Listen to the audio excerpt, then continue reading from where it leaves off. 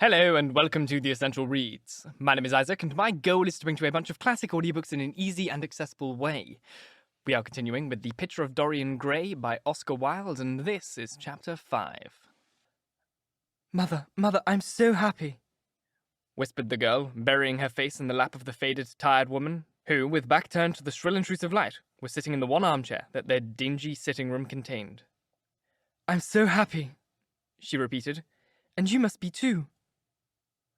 Mrs. Vane winced, and put her thin, bismuth-whitened hands on her daughter's head.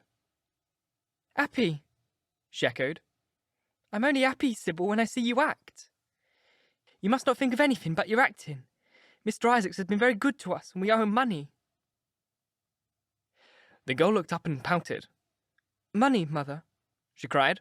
What does money matter? Love is more than money. Mr. Isaacs has advanced us £50 to pay off our debts and get proper outfits for James. You must not forget that, Sibyl. £50 is a large sum. Mr. Isaacs has been most considerate. He's not a gentleman, Mother. I hate the way he talks to me, said the girl, rising to her feet and going over to the window. I don't know how we could manage without him, answered the elder woman querulously. Sibyl Vane tossed her head and laughed. We don't want him any more, Mother. Prince Charming rules life for us now. She then paused. A rose shook in her blood and shadowed her cheeks. Quick breath parted the petals of her lips. They trembled. Some southern wind of passion swept over her and stirred the dainty folds of her dress. I love him, she said simply. Foolish child, was the parrot phrase flung in answer. The waving of crooked, false-jewelled fingers gave grotesqueness to the words. The girl laughed again. The joy of a caged bird was in her voice. Her eyes caught the melody and echoed it in radiance, then closed for a moment, as though to hide their secret. When they opened, the mist of a dream had passed across them.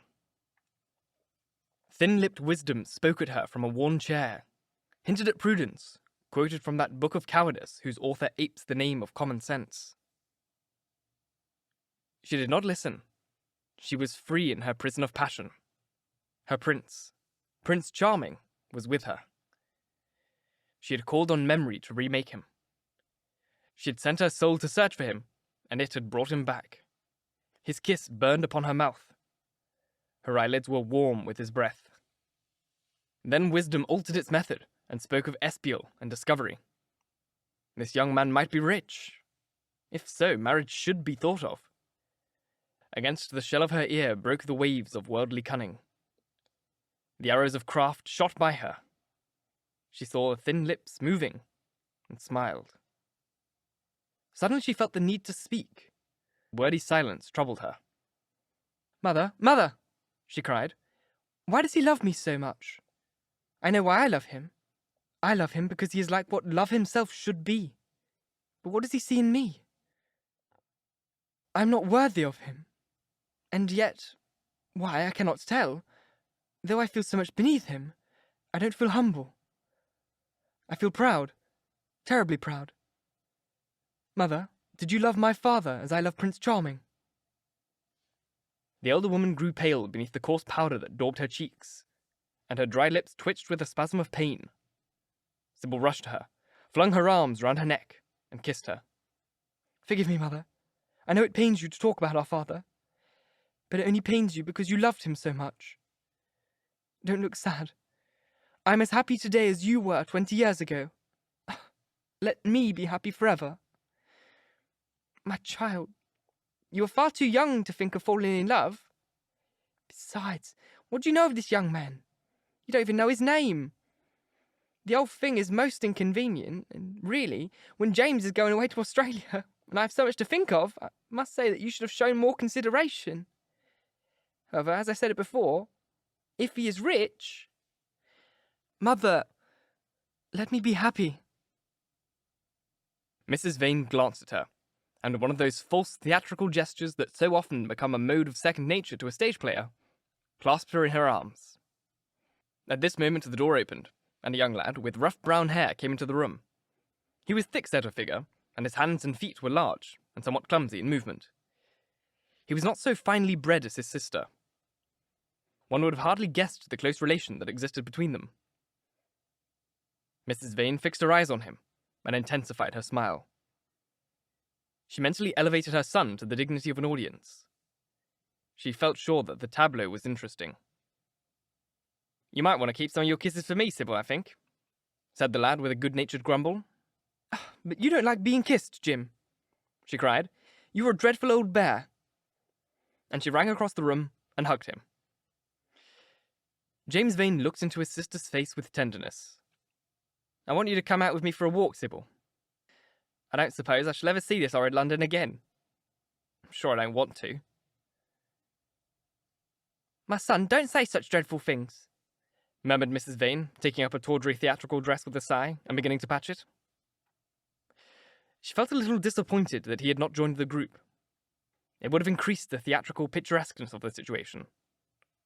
"Why not, mother? I mean it. You pain me, my son. I trust you will return from Australia in a position of affluence. I believe there is no society of any kind in the colonies, nothing that I would call society. So when you have made your fortune, you must come back and assert yourself in London." "Society," muttered the lad. "I don't want to know anything about that. I should like to make some money to take you and Sibyl off the stage. I hate it." "Oh, Jim," said Sibyl, laughing. "How unkind of you. But are you really going for a walk with me? That'll be nice. I was afraid you were going to say goodbye to some of your friends. To Tom Hardy, who gave you that hideous pipe, or Ned Langton, who made fun of you for smoking it. It's very sweet of you to let me have your last afternoon. Where shall we go? Let us go to the park." "I'm too shabby," he answered, frowning. "Only swell people go to the park." "Nonsense, Jim," she whispered, stroking the sleeve of his coat. He hesitated for a moment. "Very well," he said at last, "but don't be too long dressing." She danced out of the door. One could hear her singing as she ran upstairs. Her little feet pattered overhead. He walked up and down the room 2 or 3 times. Then he turned to the still figure in the chair. "Mother, are things ready?" he asked. "Quite ready, James," she answered, keeping her eyes on her work. For some months past, she had felt ill at ease when she was alone with this rough, stern son of hers. Her shallow, secret nature was troubled when their eyes met. She used to wonder if he suspected anything. The silence, for he made no other observations, became intolerable to her. She began to complain. Women defend themselves by attacking, just as they attack by sudden and strange surrenders.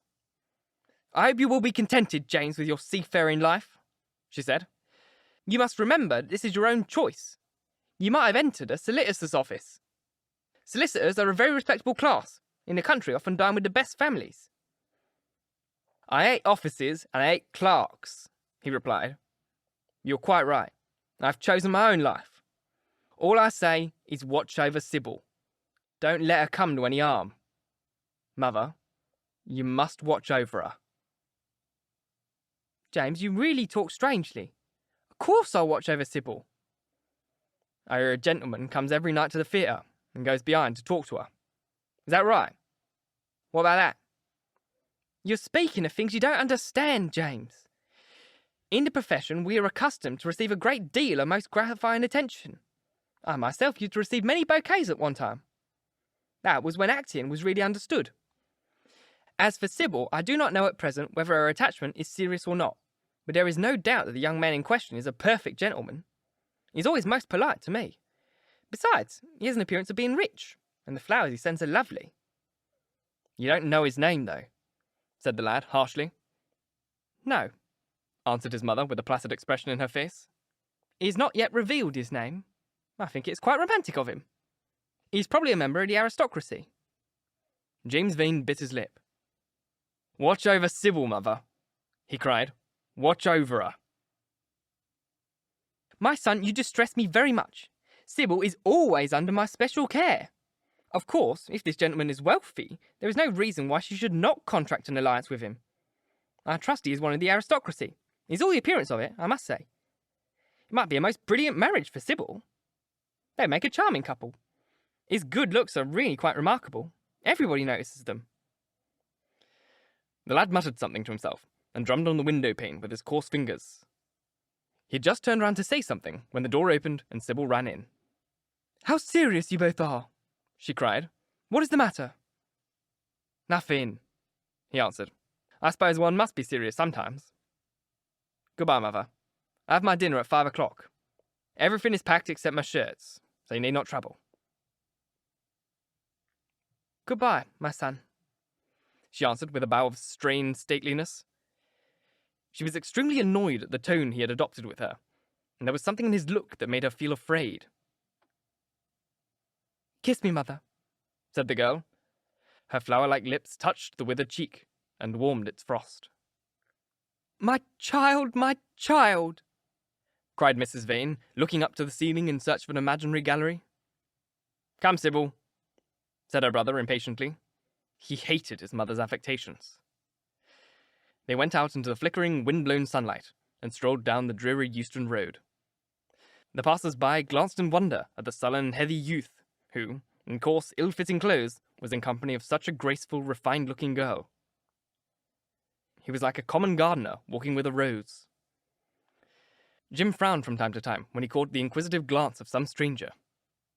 He had that dislike of being stared at which comes on geniuses in late life and never leaves the commonplace. Sibyl, however, was quite unconscious of the effect she was producing. Her love was trembling in laughter on her lips. She was thinking of Prince Charming, and that she might not think of him all the more, she did not talk of him, but prattled on about the ship which James was going to sail, about the gold he was certain to find, about the wonderful heiresses whose life he was to save from wicked, red-shirted bushrangers. For he was not to remain a sailor, or a supercargo, or whatever he was going to be. Oh no, a sailor's existence was dreadful. Fancy being cooped up in a horrid ship, with the hoarse humpbacked waves trying to get in, and a black wind blowing the masts down, and tearing the sails into long, screaming ribbons. He was to leave the vessel at Melbourne, bid a polite goodbye to the captain, and go off at once to the goldfields. Before a week was over, he was to come across a large nugget of pure gold, the largest nugget that had ever been discovered, and bring it down to the coast in a wagon guarded by 6 mounted policemen. The bushrangers were to attack them 3 times and be defeated with immense slaughter. Or no, he was not going to go to the goldfields at all. They were horrid places where men got intoxicated and shot at each other in barrooms and used bad language. He was to be a nice sheep farmer, and one evening, as he was riding home, he was to see the beautiful heiress being carried off by a robber on a black horse, and give chase and rescue her. Of course she would fall in love with him, and he with her, and they would get married, and come home, and live in an immense house in London. Yes, there were delightful things in store for him. But he must be very good, and not lose his temper, or spend his money foolishly. She was only a year older than he was, but she knew so much more of life. He must be sure also to write to her every mail, and to say his prayers each night before he went to sleep. God was very good, and would watch over him. She would pray for him, too, and in a few years he would come back quite rich and happy. The lad listened sulkily to her, and made no answer. He was heartsick at leaving home. Yet it was not this alone that made him gloomy and morose. Inexperienced though he was, he had still a strong sense of the danger of Sibyl's position. This young dandy who was making love to her could mean her no good. He was a gentleman, and he hated him for that. Hated him through some curious race instinct for which he could not account, and which for that reason was all the more dominant within him. He was conscious also of the shallowness and vanity of his mother's nature, and in that saw infinite peril for Sibyl and Sibyl's happiness. Children begin by loving their parents. As they grow older, they judge them. Sometimes they forgive them. His mother. He had something on his mind to ask her, something that he had brooded on for many months of silence. A chance phrase that he had heard at the theatre, a whispered sneer that had reached his ears one night as he waited by the stage door, had set loose a train of horrible thoughts. He remembered it as if it had been the lash of a hunting crop across his face. His brows knit together into a wedge-like furrow, and with a twitch of pain, he bit his under lip. "You're not listening to a word I'm saying, Jim," cried Sibyl, "and I'm making the most delightful plans for your future. Do say something." "What do you want me to say?" You will be a good boy, and not forget us, she answered, smiling at him. He shrugged his shoulders. You're more likely to forget me than I am to forget you, Sibyl. She flushed. What do you mean, Jim? She asked. You have a new friend, I hear. Who is he? Why have you not told me about him? He means you no good. Stop, Jim, she exclaimed. You must not say anything against him. I love him. Why, you don't even know his name, answered the lad. Who is he? I have a right to know. He's called Prince Charming. Do you not like the name? You silly boy, you should never forget it. If you only saw him, you would think him the most wonderful person in the world. Some day you will meet him, when you come back from Australia. You will like him so much. Everybody likes him, and I love him. I wish you would come to the theatre tonight. He's going to be there, and I'm to play Juliet. Oh, how should I play it? Fancy, Jim, to be in love and play Juliet. To have him sitting there, to play for his delight. I'm afraid it may frighten the company. Frighten or enthrall them. To be in love is to surpass oneself. Poor dreadful Mr. Isaacs will be shouting genius to his loafers at the bar. He's preached me as a dogma. Tonight he will announce me as a revelation. I feel it. And it is all his only, Prince Charming, my wonderful lover, my god of graces. But I'm poor besides him. Poor? What does that matter? When poverty creeps in at the door, love flies through the window. Our proverb wants rewriting. They were made in winter, and it is summer now. Springtime for me, I think. A very dance of blossoms in blue skies. He is a gentleman, said the lad, sullenly. A prince, she cried, musically. What more do you want? He wants to enslave you. I shudder at the thought of being free. I want you to beware of him. To see him is to worship him. To know him is to trust him. Sibyl, you are mad about him. She laughed and took his arm. You dear old Jim, you talk as if you were 100. Some day you will be in love yourself, and then you will know what it is. Don't look so sulky. Surely you would be glad to think that though you are going away, you leave me happier than I have ever been before. Love has been hard to us both. Terribly hard and difficult. But it will be different now. You are going to a new world, and I have found one. Here are 2 chairs. Let us sit down and see the smart people go by. They took their seats amidst the crowd of watchers. The tulip beds across the road flamed like throbbing rings of fire. Tremulous cloud of a white dust, tremulous cloud of orris root, it seemed, hung in the panting air. The brightly coloured parasols danced and dipped like monstrous butterflies. She made her brother talk of himself, his hopes, his prospects. He spoke slowly and with effort. They passed words to each other as players at a game of pass counters. Sibyl felt oppressed. She could not communicate her joy. A faint smile curving that sullen mouth was all the echoes she could win. After some time, she became silent. Suddenly, she caught a glimpse of golden hair and laughing lips, and in an open carriage with 2 ladies, Dorian Gray drove past. She started to her feet. There he is, she cried. Oh, said Jim Vane. Prince Charming, she answered, looking after the Victoria. He jumped up and seized her roughly by the arm. Show me to him. Which is he? Point him out. I must see him, he exclaimed. But at that moment, the Duke of Berwick's 4-in-hand came between, and when it had left the space clear, the carriage had swept out of the park. He's gone, murmured Sibyl, sadly. I wish you had seen him. I wish I had, for as sure as there is a God in heaven, if he ever does you any wrong, I shall kill him. She looked at him in horror. He repeated his words. They cut the air like a dagger. The people round began to gape. A lady standing close to her tittered. Come away, Jim. Come away, she whispered. He followed her doggedly as she passed through the crowd. He felt glad at what he said. When they reached the Achilles statue, she turned round. There was pity in her eyes that became laughter on her lips. She shook her head at him. You're foolish, Jim. Utterly foolish. A bad-tempered boy, that is all. How can you say such horrible things? You don't know what you're talking about. You're simply jealous and unkind. I wish you would fall in love.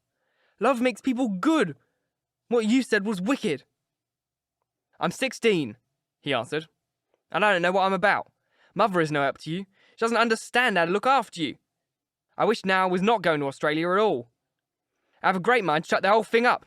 I would if my articles hadn't been signed. Oh, don't be serious, Jim. You're like one of those heroes in those silly melodramas Mother used to be so fond of acting in. I'm not going to quarrel with you. I have seen him, and oh, just see him is perfect happiness. We won't quarrel. I know you would never harm anyone I love, would you? Not as long as you love him, I suppose, was the sullen answer. And I shall love him forever, she cried. And he? Forever too. He had better. She shrank from him. Then she laughed and put her hand on his arm. He was merely a boy. At the Marble Arch, they hailed an omnibus, which left them close to their shabby home in the Euston Road. It was after 5 o'clock, and Sibyl had to lie down for a couple hours before acting. Jim insisted that she should do so. He said that he would sooner part with her when their mother was not present. She would be sure to make a scene, and he detested scenes of every kind. In Sibyl's own room they parted. There was jealousy in the lad's heart, and a fierce, murderous hatred of the stranger who, as it seemed to him, had come between them. Yet, when her arms were flung around his neck, and her fingers strayed through his hair, he softened, and kissed her with real affection. There were tears in his eyes as he went downstairs. His mother was waiting for him below. She grumbled at his unpunctuality as he entered. He made no answer, but sat down to his meagre meal. The flies buzzed round the table and crawled over the stained cloth. Through the rumble of omnibuses and the clatter of street cabs, he could hear the droning voice devouring each minute that was left to him. After some time he thrust away his plate and put his head in his hands. He felt that he had a right to know. It should have been told to him before if it was as he suspected. Leaden with fear, his mother watched him. Words dropped mechanically from her lips. A tattered lace handkerchief twitched in her fingers. When the clock struck 6, he got up and went to the door. Then he turned back and looked at her. Their eyes met. In hers he saw a wild appeal for mercy. It enraged him. "Mother, I've something to ask you," he said. Her eyes wandered vaguely about the room. She made no answer. "Tell me the truth. I have a right to know. Were you married to my father?" She heaved a deep sigh. It was a sigh of relief. The terrible moment that night and day, for weeks and months she had dreaded, had come at last, and yet she felt no terror. Indeed, in some measure, it was a disappointment to her. The vulgar directness of the question called for a direct answer. The situation had not been gradually led up to. It was crude. It reminded her of a bad rehearsal. "No," she answered, wondering at the harsh simplicity of life. "My father was a scoundrel then," cried the lad, clenching his fists. She shook her head. "I knew he was not free. We loved each other very much. If he had lived, he would have made provisions for us. Don't speak against him, my son. He was your father, and a gentleman. Indeed, he was highly connected." An oath broke from his lips. "I don't care for myself," he exclaimed. "But don't let Sibyl... It is a gentleman, isn't it, who's in love with her? Or he says he is. Highly connected too, I suppose." For a moment, a hideous sense of humiliation came over the woman. Her head drooped. She wiped her eyes with shaking hands. "Sibyl has a mother," she murmured. "I had none." The lad was touched. He went towards her, and stooping down, he kissed her. "I'm sorry if I've pained you by asking about my father," he said, "but I could not help it. I must go now. Goodbye. Don't forget that you will only have one child now to look after. believe me, that if this man wrongs my sister, I will find out who he is, track him down, and kill him like a dog. I swear it. The exaggerated folly of the threat, the passionate gesture that accompanied it, the mad, melodramatic words made life seem more vivid to her. She was familiar with the atmosphere. She breathed more freely, and for the first time for many months, she really admired her son. She would have liked to have continued the scene on the same emotional scale, but he cut us short. Trunks had to be carried down, and mufflers looked for. The lodging-house drudge bustled in and out. There was the bargaining with the cabman. The moment was lost in vulgar details. It was with a renewed feeling of disappointment that she waved the tattered lace handkerchief from the window as her son drove away. She was conscious that a great opportunity had been wasted. She consoled herself by telling Sibyl how desolate she felt her life would be, now that she had only one child to look after. She remembered the phrase. It had pleased her. Of the threat, she said nothing.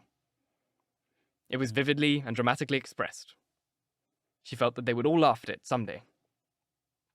Thank you so very much for listening. If you enjoyed, please like, comment, share, all that jazz, and if you really enjoyed, do subscribe because there is more to come. If you're listening on podcast, please leave a review as it helps get this in front of as many people as possible, and reading your reviews really makes my day. If you want to support the show further, you can click up here on YouTube to the Ko-Fi link. It's like a little donation thing you can do to me, or if you're on podcast, you can find that link in the description box. I don't actually get paid for podcast listens, so anything you can contribute would be wonderful. Once again, thank you very, very much for listening, and until next time, bye-bye.